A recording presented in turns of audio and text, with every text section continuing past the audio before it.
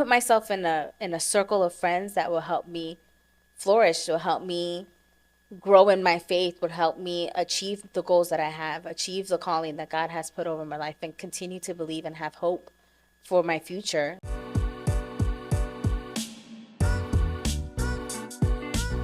Let's talk about the show Friends. What's your favorite episode of Friends? I like the Thanksgiving episode. You have to explain it though. Like I've never seen Friends, so what happens? I I can't explain the whole episode. I just like the part where he has the turkey stuck on his head, and then at the end, Monica comes in with the turkey on her head.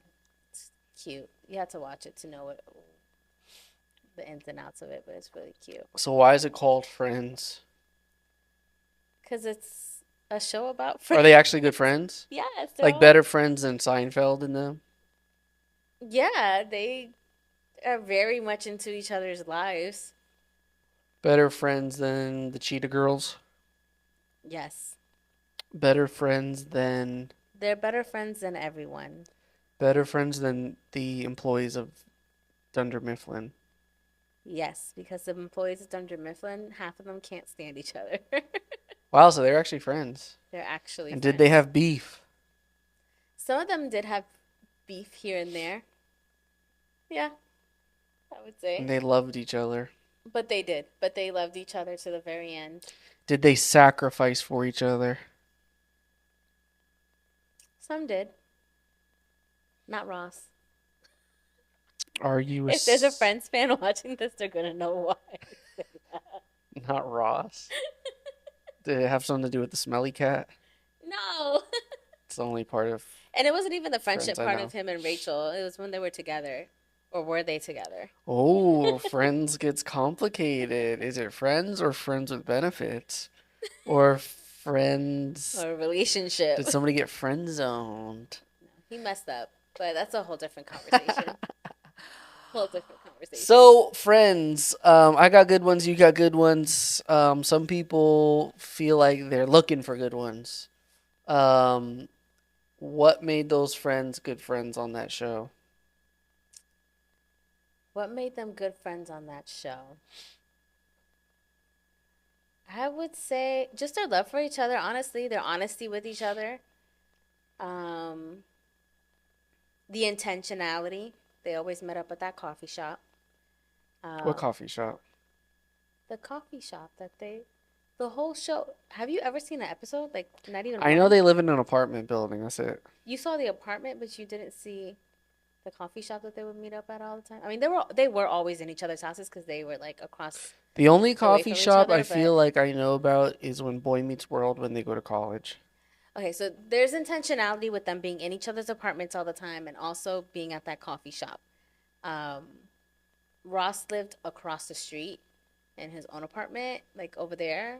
So they never really hung out over there, but he was always with them. And just the intentionality, honestly. Just the intentionality at the end of the day. So, thanks for joining our Friends episode podcast on Friends. Dun, dun, dun, dun, dun. Is that the No. Friend? What theme song was Seinfeld. that?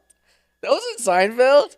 Dun, dun, dun, dun, dun, dun, dun, dun, Oh, no. dun, dun, See, dun, you didn't dun, go that dun, far. dun, You dun, sounded dun, like dun. That was Friends, right? Yeah, that sounded like the music that they play at the end of Seinfeld. Yeah. No, man, I'm not doing Seinfeld. I know what Seinfeld is.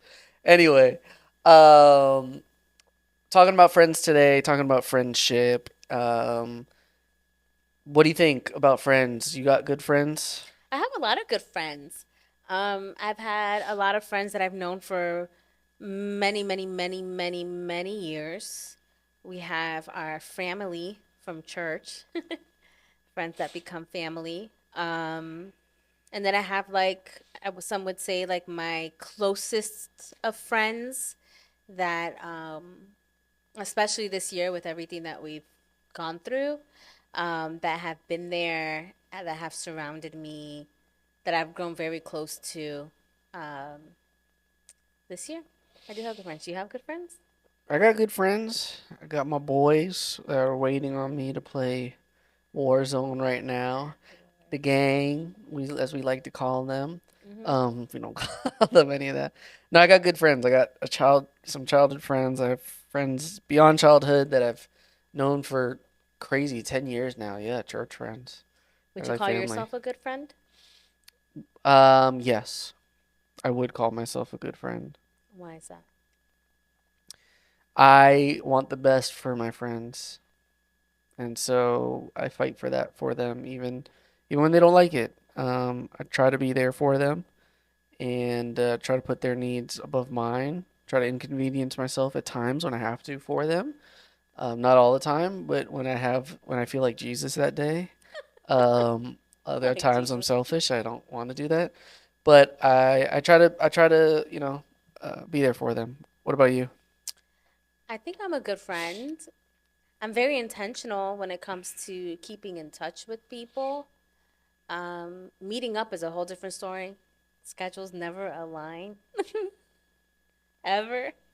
Um, Honestly, some of my friends, like, I can go maybe 1 or 2 months just trying to set a date, like a specific date that we can both meet on and both have time See, me and the to homies do play that. every night together. Well, I keep in touch with my You friends. should just get an Xbox. You should all get Xbox. No, for us, that's not for us. That's not where it ends.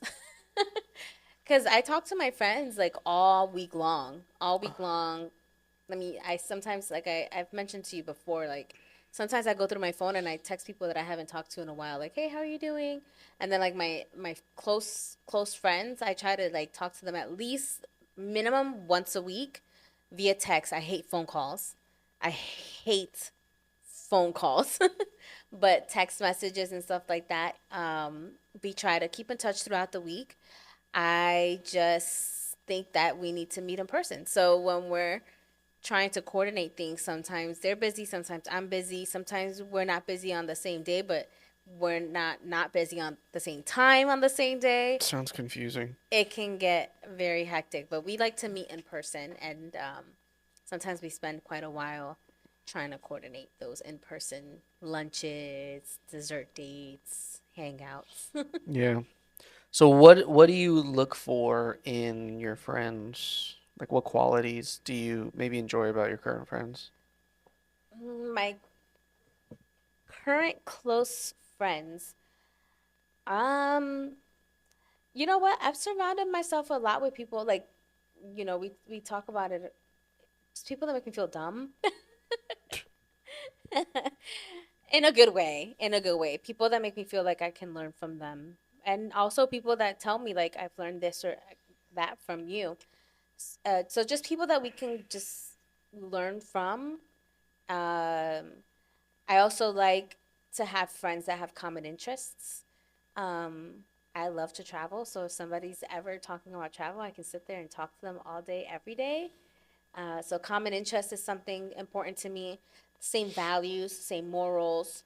Um, I like to keep friends that have the same beliefs, but if we have different beliefs, I would at least hope for them to have moral standards that are not going to sit there and make me feel uncomfortable when we Yeah. hang out or talk. Or that they bring up my faith and they want to make it a debate rather than a conversation. So that's another thing. People that can pray with you. It's very important to have people that can pray with you. People that can kind of pick up on my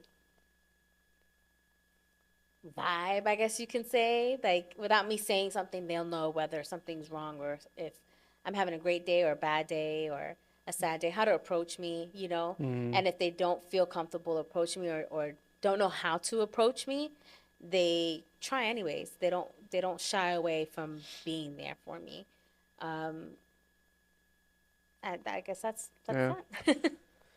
Yeah, one of the I like that last thing you said about them being able to catch your vibe. Like when I think of friendship in the Bible, I immediately think of David and Jonathan. Jonathan's the son of Saul, who is about to hate David in First Samuel 18. And you have the Bible says that Jonathan meets David, and the Bible says, and their spirits immediately become one. I think that's really cool. As you were talking about that vibe, I could kind of hear that is their spirits immediately became one, and Jonathan just from that point on goes above and beyond for David, at the risk of losing a lot, right? So Jonathan is the son of Saul. Technically, he should become king. Yeah. Instead, he chooses to help David, who is anointed as the future king. He's almost self-sacrificing for his friend David. He puts his neck on the line for David, covers and protects him against his dad. But that's just a cool friendship that I see modeled in scripture. One that is self-sacrificing, one that is there for each other, and they kind of just got each other. Mm-hmm. They clicked right away. That was just kind of cool. It's about compatibility. We talked about that before. Um, what do you think is a good value when it comes to friendship? Like, what is the best parts of a friendship in your opinion? Easy conversation. Someone who gets your love language. Yeah. Um, you can become friends with someone whose love language is like totally like bottom of your list. Like for me, physical touch is like all the way at the bottom. So a friend that's always like hugging or on top of me or like they like physical touch and they don't feel loved by me because of it is just not. I mean, I have friends like that, but in my very close circle of friends, there's no one that's demanding I that of love a me. person that knows me so well when they see somebody hugging me and they're like, he doesn't like to be hugged. I'm like, yeah, that's Nikki's that right. friend for That's me. right. Nikki will tell people. That's right. She will be like, "What is wrong with her?" She saves me in the Connect Center a lot. But yeah, just someone whose love language. I think that's like top of my honestly like top of the top. Like someone like if I also like gifts is at the very is towards the very bottom for me too. I think Yeah, that's you're not like me. My love languages are the most selfish ones. Acts of service and gift giving. So, I can be my like thoughtful for you, like things like. I mean, I'm married to you, so I have to put in the work. But I'm trying to have have like, to, yeah. yeah, I like. Have to. How do you mean? I want to put in the There work. you go. But when it comes to friendships, I'm looking for more like I can enjoy my time with this person. I can like talk for a long time with this person. Friendships takes work, but to go to that extent all the time, like I'll end up going broke because you're already a gifts person. If I have a close circle of friends where everybody is a gifts kind of person, I'm gonna end up going broke trying to get Hmm. everybody gifts. So I like people that kind of enjoy, not necessarily like people. I tend to gravitate towards people that enjoy the same things that I do when it comes to the love languages, like people who enjoy quality time and understand that sometimes quality time is sitting in an office completely quiet. You know who I'm talking about. Yep. For like ever, just completely like we can work in the same space all day long, not say more than two words to each other and feel like we had some good quality time together. So someone who likes like quality time and like acts of service things, like I can do that. It's not very laborious. Is that how you say that word? Yeah. Yeah. Laborious. So Yeah. I look for those kind of qualities in friendship, like So you're looking for somebody similar to you. not necessarily similar in the love languages. Okay. Because in way of thinking, I don't want to be with someone that is a yes ma'am, yes sir kind of person. I don't want somebody that's just like me and can never sharpen me. You know what I mean? I want somebody that, and I say this even when I put like at work, when I put together like committees, like Hmm. when we're gonna start trying to plan for something and we put like a leadership team together, my first criteria on there is someone who's not afraid to challenge me. If I'm leading something, I want somebody to be able to challenge me because I'm not going to be right about everything. And I want my friendships to be that way too.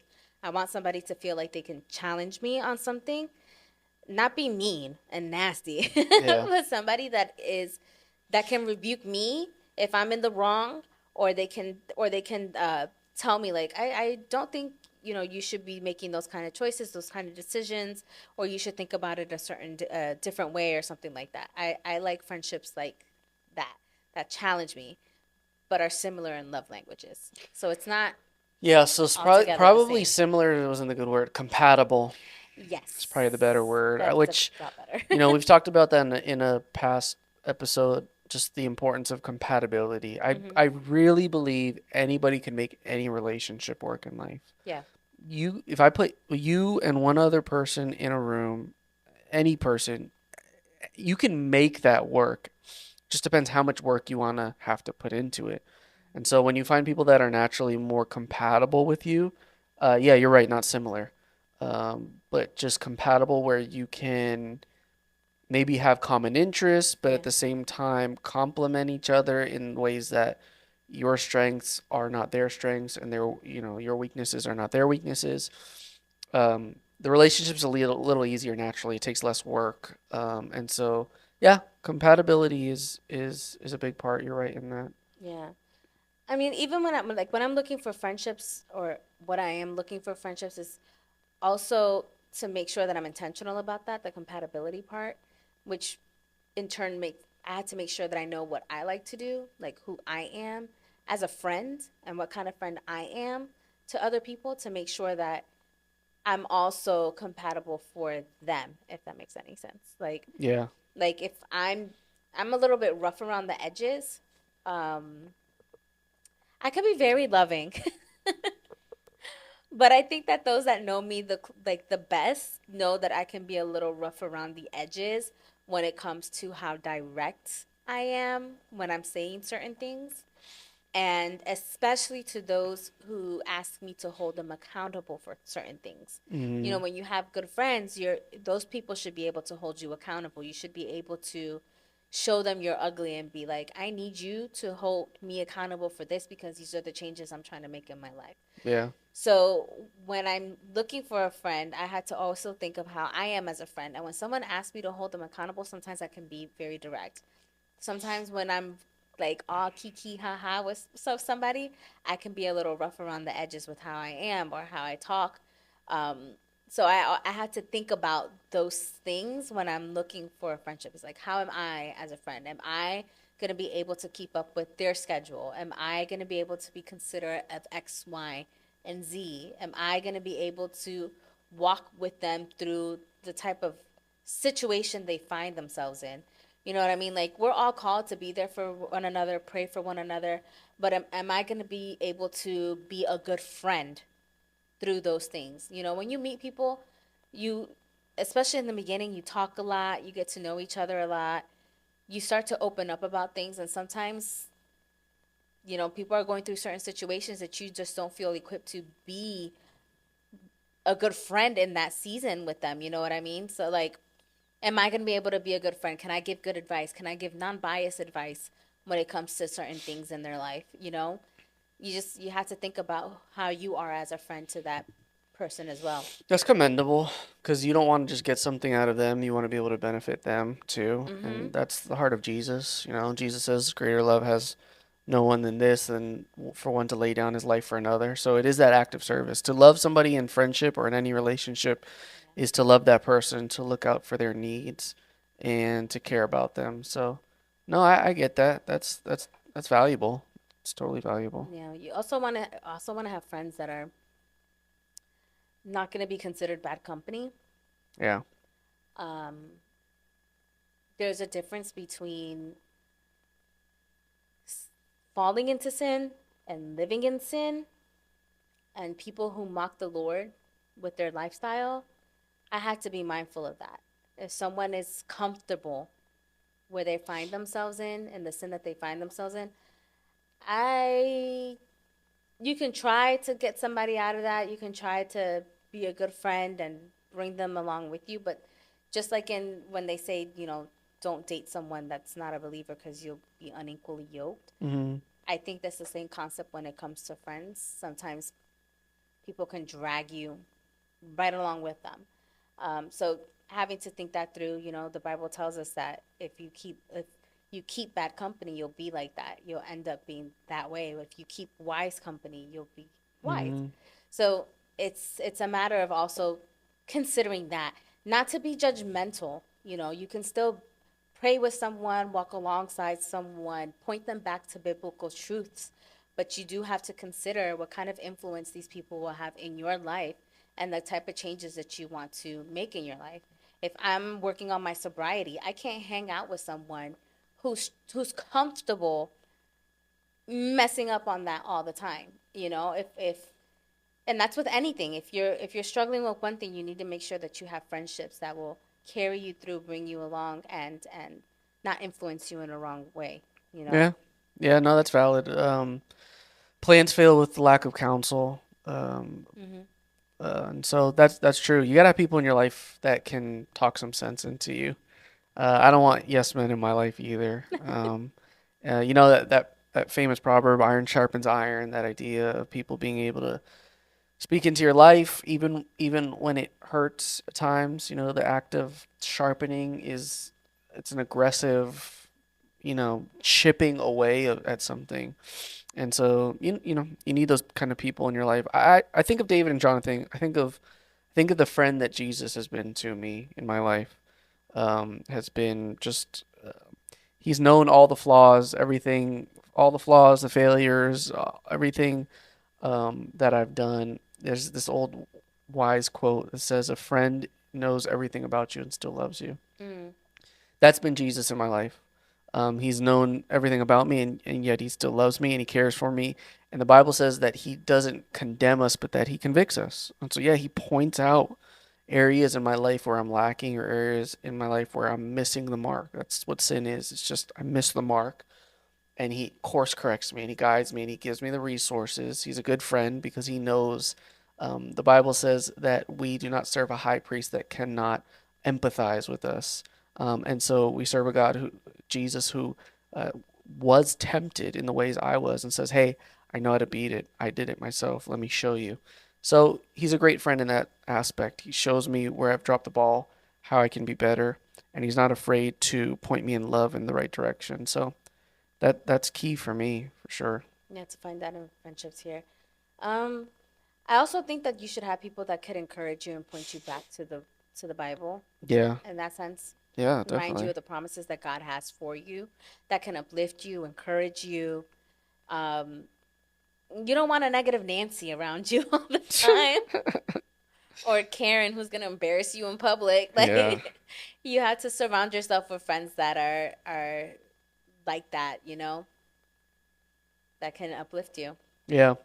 It's that famous kind of elevator friends concept Hmm. is that you want people in your life that have gone before you, and that have the wisdom and can speak into your life, be able to say, "Hey, I went through that," and so yeah, I loved what you said way earlier. It was true. If you're not the dumbest in the room, that's you're probably in bad company. Yeah. Not to say that because in being a good friend, we take people who are greener on the path or younger in the path, and so we bring them along with us, just like those who've gone before us have done that for us. But you should be one of the dumbest in the room, Yeah. and there's going to be people around you that'll not only guide you, but yeah, speak life into you, which is key. They'll be an encouragement to you. I think of Job and his friends. That's horrible, horrible friends. Yeah, because when you think of speaking, I think this could be off topic, but I just think when we are trying to speak for a friend, sometimes it's not just speaking, sometimes it's just company that they need. And sometimes the best thing you can do is just be there for them. I love what Dr. Johnston used to say, the ministry of presence.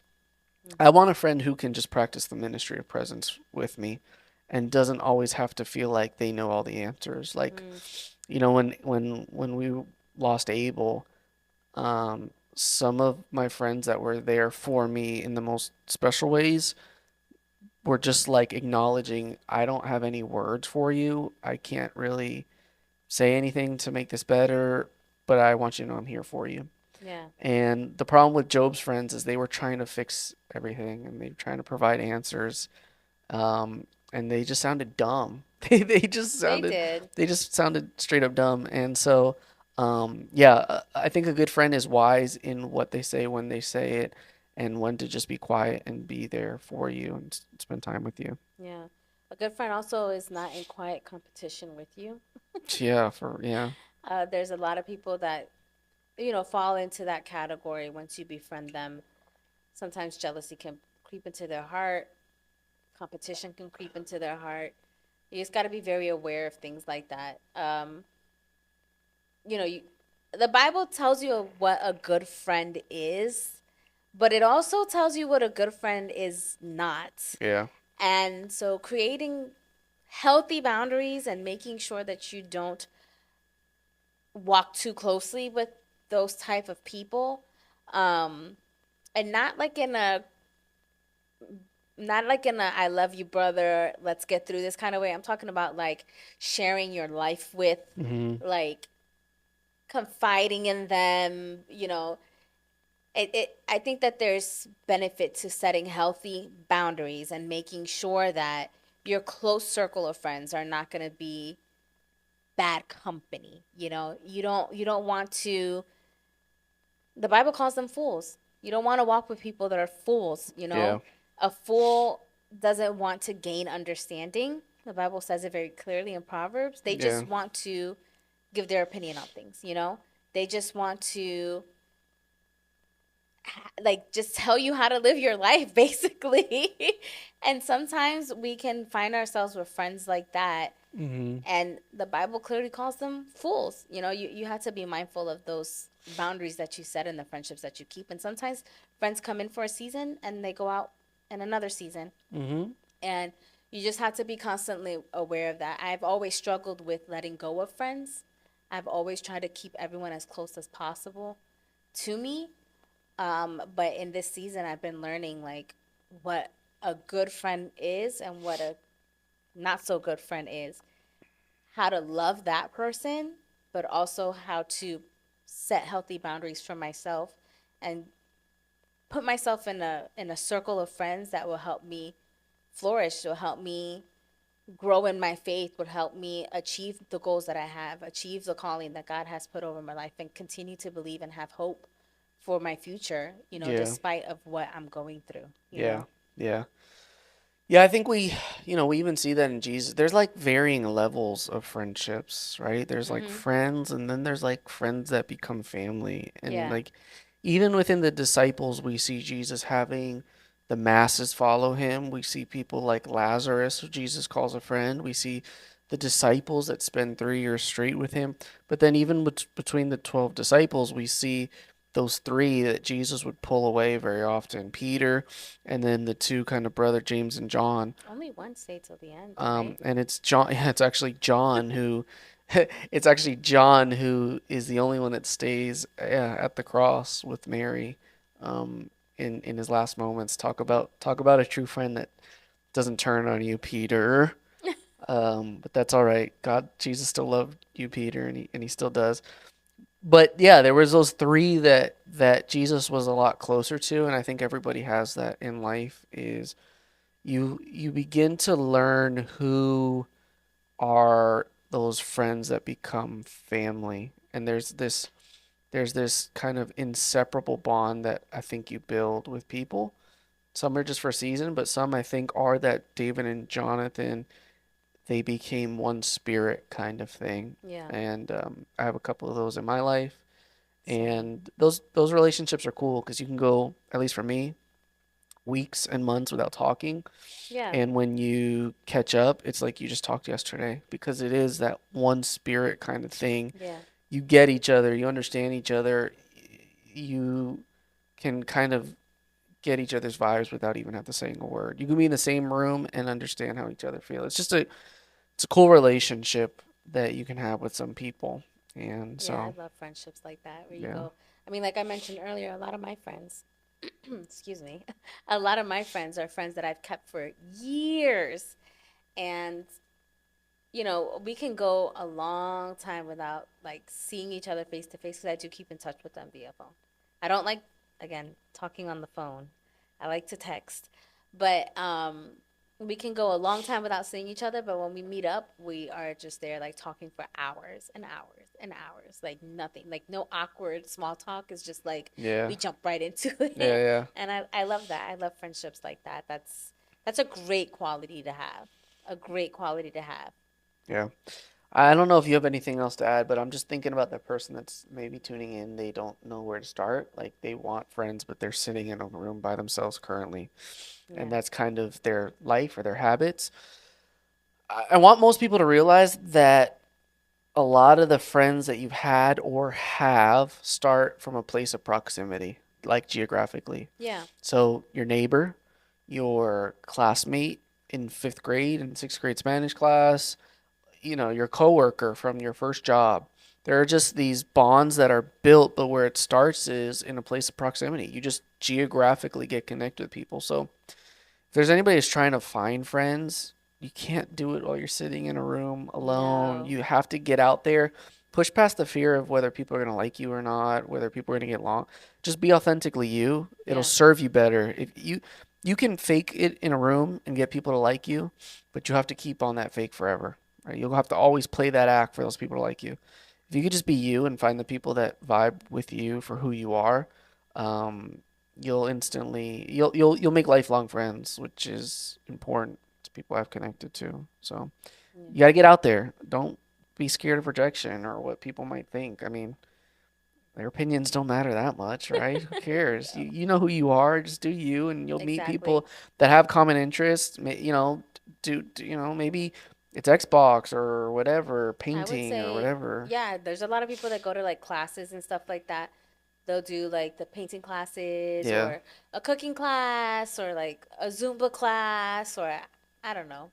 You can go to a certain type of class and meet people. If you're afraid of stepping into a place where there's already friendships that have been established, I would say join like a new group, maybe hmm at your local church if it's like a new group that's launching, not a group that's been established, but something like brand new or like a new believers class because you're also not only are you like meeting people that are stepping into a new environment just like you, but they're also starting a new journey just like you. And so it'll be like that common interest kind of thing. New groups, volunteering, like you and I met when we were volunteering at your yeah, uncle's church. yeah. Most of my long term friends, Janice, I met that way. Nikki Sanko, she's an angel from Dang, you're heaven. straight out doxing people, government names and everything, huh? Sorry. She's an angel from heaven. You know, serving alongside people is also another way to like make new friends. I'm trying to think, running clubs, Yeah, yeah. Just bicycle do what you clubs. love, connect with people.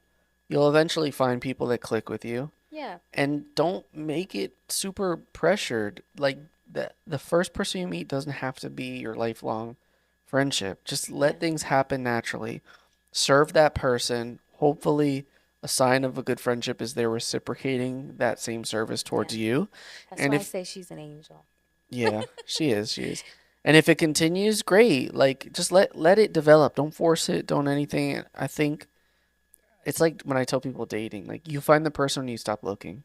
I think the Mm, same is true of friendships. Just do you, put yourself out there, try to serve people. Eventually, somebody will reciprocate it, and it eventually just click. And let God take it from there. Don't feel like that has to be your best friend. They have to sign a contract with you or anything like that. Just yeah. enjoy their company, serve them, and be a blessing to their life. Another thing I learned, and I'll say this because like it just came to my head because I've had these conversations with people, is that and then you saying like don't think that they have to be your best friend is that a lot of people think that because a person that you have common interests with and you would like to befriend has a best friend that they hang out with all the time, like you can't make that connection with that person. And I was maybe like 2 months ago, I was literally talking to somebody about this, and I said, you know what? Everyone has different friends for different things. Like, I have so many different interests, and there's not another me. Hmm So, out there in the world, so it's like, I'm not going to meet somebody else that likes every single thing that I like and thinks about things the same way that I think about things and enjoys the same things that I enjoy. So never be afraid to approach someone just because they already have a best friend. Because they might have their best friend that they talk to about X, Y, and Z, but they might have known that person for too long. And because I've also had people reach out to me and say, I need an outside perspective on this because all of my close friends know X, Y, and Z about me. So you might just be that person that they need also, an Yeah. outside perspective of someone who doesn't know their story, who will Yeah. have an unbiased opinion about something and can give them advice about things. So don't ever be afraid to like approach someone just because they have their circle of friends and you feel like you won't fit into that. Because that's what this person said to me. And I was like, don't ever feel like that. Always, not saying that she said that about me. Yeah. She was just saying like it's been hard for her to find friendships. And I was like, don't ever be afraid to step into that Yeah. because you never know like what prayer you're answering for that person. Yeah. Everyone needs an outside perspective. Everyone is constantly changing friendships. Seasons come, seasons go. Mm-hmm. So if you are looking for a friend and you just haven't been able to find one because of something like that, like you see people that you do want to befriend, step into that. Yeah. I don't know if you have anything else to say, but I will say this: if you're whole and complete in yourself, you won't feel you won't feel incomplete without friends. Sure, you'll feel a little bit of loneliness. That's natural because humans were created to be in the company of other people. But make sure you don't look for friends to try to be made whole. Um, be made whole on your own through Christ, obviously. And then like in seasons where, because we talked about that, friends come and go in seasons. In seasons where you feel like you don't have that many friends, you'll be okay because you got you and you're fine. And you'll be able to manage that situation until you meet a new group of people. But don't fall into the trap of feeling like I need to cling to friends and cling to this and cling to that to be happy. People are never going to be able to satisfy you or complete you or anything like that. Yeah. So just take it easy, enjoy the ride of life, Yeah, right? just try to find a medium there. Don't completely isolate yourself. The Bible talks about Yeah, that, people that isolate themselves.